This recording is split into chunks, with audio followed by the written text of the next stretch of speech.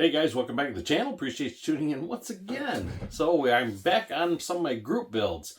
Got to get some of the stuff done and get these wrapped up. I had to spend a couple hours in here tonight and clean the room up. You know, do a little polishing, do a little bit of organization, a little this and that. Had to show it some love. I tell you what, it was getting deep in here. It was getting to where I couldn't find nothing. And my mind wanders just so much. Just I got something sitting here. There's a kit sitting here. There's something open over here. I did a kind of a review over there, and that's still sitting there. One of those. Now I'm here working in this little area because I'm just cluttered with stuff, and my mind's just wandering, looking at this, looking at that, and it's taking my focus off of what I really came in here to work on, which is some of my group builds. So speaking of that, I am working on my Mobius Ranger pickup. My XLT 1972. This is for the Rust Buckets group build, and I am so far behind on it. Unbelievable. But you know what? I dedicated myself. I'm going to finish it, as I said, and get it done. Yeah. Other than that, I've been doing some assembly on it. I went through the kit. I'll show you here in a second. And I tell you what, if you guys are in Hobby Lobby, the big HL, you need to pick up one of these. These are from Vallejo. Every Hobby Lobby sells these, for what I know. It gives you 8 bottles. Yes, it's $20. Yes, I paid the $20 because they didn't have the 40% off, and yeah. We'll just leave it at that. Anyways, those work really good. The colors work great. They give you a little instruction sheet in there, kind of how the guy did the tank on the front there. Okay, it's not really a tank. I'm not sure what it is. But anyways, yeah, it looks pretty good, and it works really great. You know, for I used to do a lot of weathering on rail cars, and we used to use the acrylic, like burnt umber and all those colors like that. These work pretty nice because they dry so fast. Yeah, so I started to use them a little bit. I put the engine together, did some weathering on that. I did not show it on camera, so those work really great. I'll tell you that they work really nice. So let me take you over to the bench, and I'll show you what we got going on here. Hey guys, welcome to my pile here. So this is what the truck is eventually going to look like, but just not as nice. Like I say, I'm going to rust this thing out and make it look rusty. I'm debating on the color yet. So yeah, so I got some pretty cool ideas. Hopefully it'll all turn out. We'll see how it goes. So we're just going to do some quick separation because there's a lot of parts in this thing. So we got a chrome tree here. So idea number 1, not using the rear bumper. That's going to be a piece of wood. And so I'm going to do right now is we're going to get the body separated. All the panels that has to go for the body. And I'm going to start altering this box here, the box side, to see what we're going to do for damage and for rusting. So on the snowplow, you basically got this whole tree here. That's your snowplow tree. Yep, pretty nice. I was debating on, you know, being a rotted out truck and putting a brand new blade on it. You know what I mean? Like, hey, I just bought this beater and I just bought this brand new blade to put on it. Or if I should just make it a rough looking blade to match the truck. That one I'm going to think about yet. Yeah, I'm not sure on that one. I think it looked cool rotted out, but I think it looked cool too with being brand new. You know what I mean? So we're gonna set that aside for a minute and think about that one. The interior, I might rag out the interior as well to kind of match the exterior of the truck. Let me like dig the hole out in the seat, put seat covers on it, and just make it look kind of nasty. So we're gonna skip on that for a minute. So we're gonna kind of build the drivetrain up first. So we're gonna get a lot of stuff separated out. The exhaust, we're not gonna use the exhaust on it. I'm going to take and cut this about here. We're going to let the Y-pipe come off the motor. And from here back, I'm not going to use this muffler. I'm going to bring, I might even do is either run this here or I might just run some solder and put it in the duals and put like a couple cherry bombs on it, something like that. We're not going to do no exhaust tip. And I'm thinking about if I could find a spring big enough, like I've used out of my springs for like seals that I've used before, and look like it's got the corrugated, you know, like the flex pipe, and then just have it hanging down so you can see it from the side. I thought that looked pretty cool. So we're going to get the engine kind of put together, and we're going to get that kind of in some rust color. Because the engine is not going to be blue. The only thing going to be blue on it is going to be the kind of the top of the valve cars, but the block is going to be all rust looking. I'm not sure when I did this, but apparently at one time I painted the engine, or I started painting it, and apparently it had grease or something on it, maybe from mold, from the body mold, injection molding, I should say. So it's maybe why I stopped on it. I'm not sure what was going on here. I don't remember doing it, so it must have been a bit. So the valve covers are kind of a dingy blue already from the paint, so I'm going to just leave that. Intake same way, I'll just dull that out, and we'll leave it at that. They give you this kind of weird air filter, air cleaner. So what I'm going to do is I got a couple chromy ones out of my parts bin, and we're going to put that on there because, you know, this thing's been altered, messed with.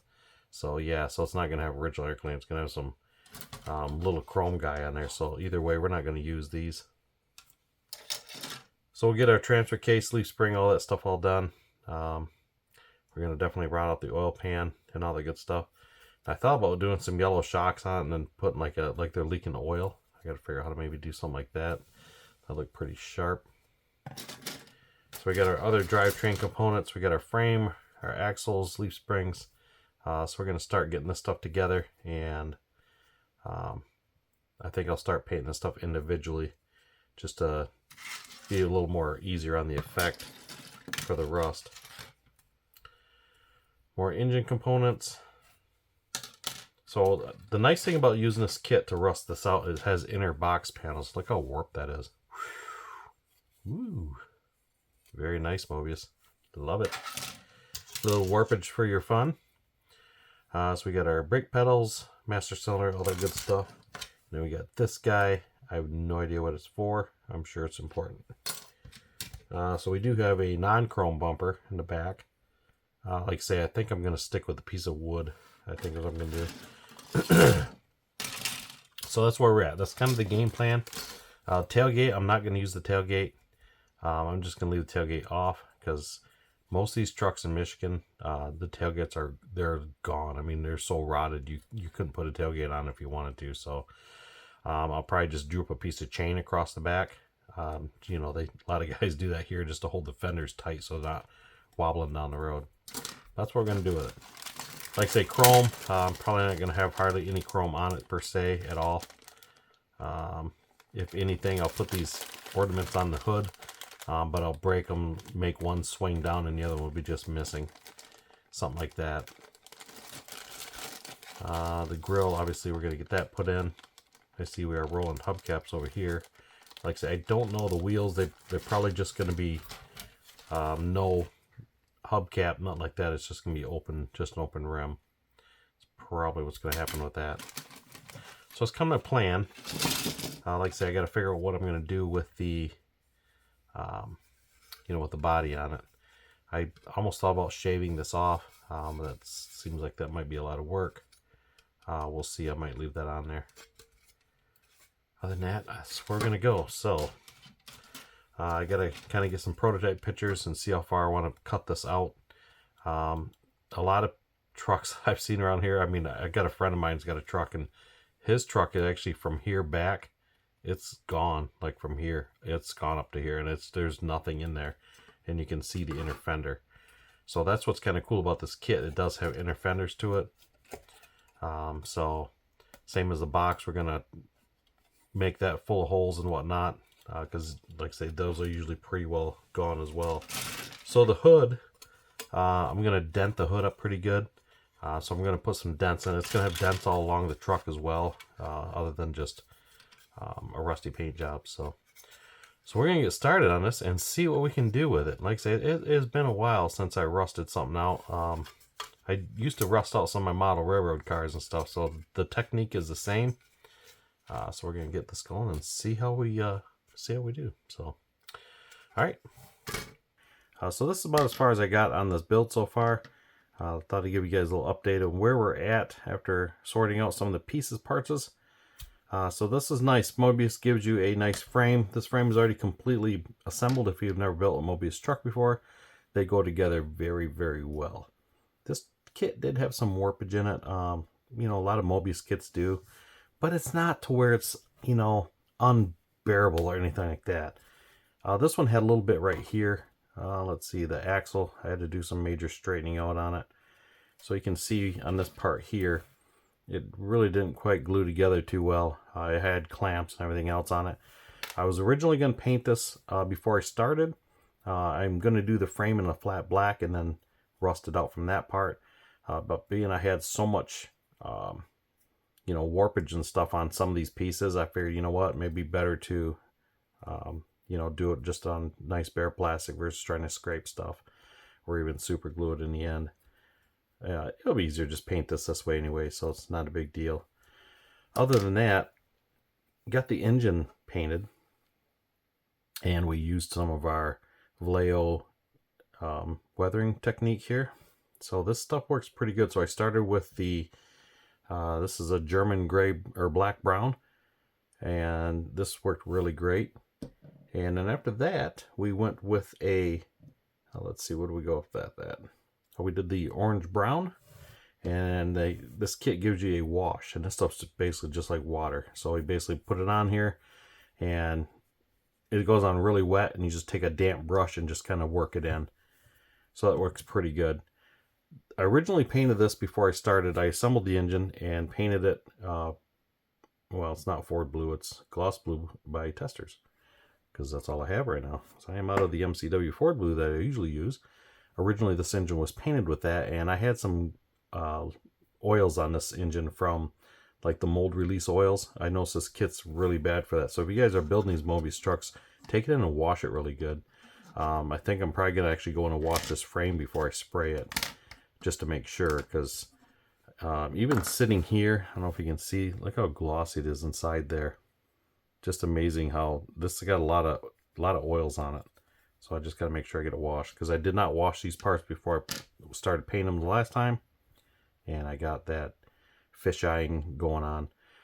Like I said, the whole engine got painted blue except the valve covers. The last time I painted this, I tried to wipe it off because it was fish eyeing real bad on me. And this is the color I got left, almost this turquoise color. So that actually worked pretty good, because a lot of these Ford engines back in the day, once they got heat soaked many times in just years of use, they actually turned that dull blue almost like a turquoise color. So that worked out really good, actually. I think that looks pretty good. And like I said, I took this wash and I just put it all over it and just went down with it and with a damp brush, and there we go. So it looks pretty good, I think. I'm not the biggest weathering guy. Obviously you guys watch my channel. I do a lot of, as Mars calls it, shinies. And I just, yeah, like I say, I've done a few of these before, and I've done some of my model railroad stuff, but it's been a minute. But that's okay. It's cool anyways. Something different. It's kind of neat to see how you can get it to turn out. Did the same thing, a little bit different colors on it, because this is going to be more of a, I believe this should be aluminum, I think. I'm not 100%, but I think that's aluminum. But I'm going to paint it aluminum, then dull it down with some black chalk. I'm going to put some black chalk over here. So I think this should look pretty good once that's together and painted up. And that should look pretty nice. Other than that, I got one of the exhaust manifolds done. I think that'll look pretty cool once that's on there, and I'm going to put a different color on once this dries out a little bit more. So we got the transfer case done. Where's that at? Right over here. I believe these are supposed to be cast iron. I think these are a Dana something. I rebuilt a couple of these for some guys here a while back, and I remember they were cast iron. And believe it or not, the inside of those were a red oxide color, almost like the factory had them painted on the inside. Kind of like a lot of race engines, they paint it for oil flow so that nothing sticks to the side, but I doubt that was the case in here. I don't know why it was painted.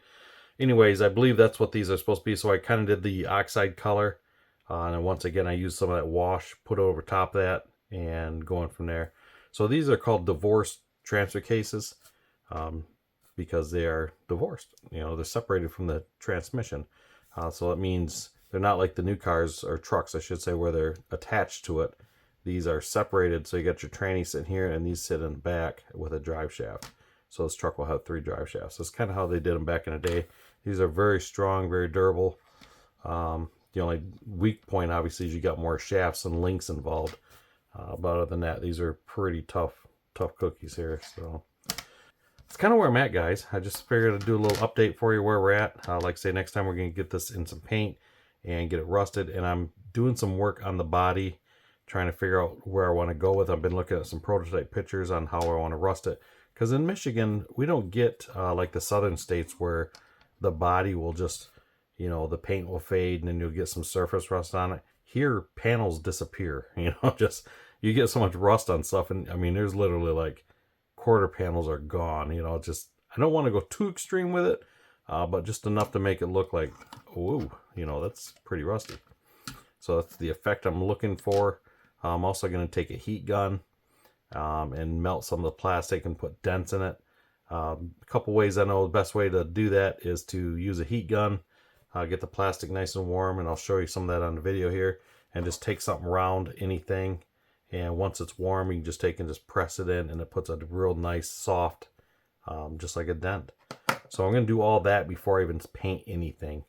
We're going to get the body all chewed up and spit out basically before I do any paint work. That way all that is done and we'll go from there. So that's where we're at. All right, guys, I appreciate you tuning in and checking out the channel, and go visit Hobby Nut Models. This kit come from there, so I believe he has a few of those down there. Pick yourself up one, because this is a pretty nice one. And the nice thing about this kit, it's got the lift on it. It's got the higher stance versus the other Ranger trucks. So this is the nice one. So if you want to get the little more of a stance on it, get the snowplow truck. It's got the bigger leaf springs in it. This kit actually comes with 2 different sets of leaf springs. I was kind of surprised. But other than that, okay, wrapping it up. Once again, you guys have a good one, and we will see you on the next video. Thanks for watching, and we will see you next time.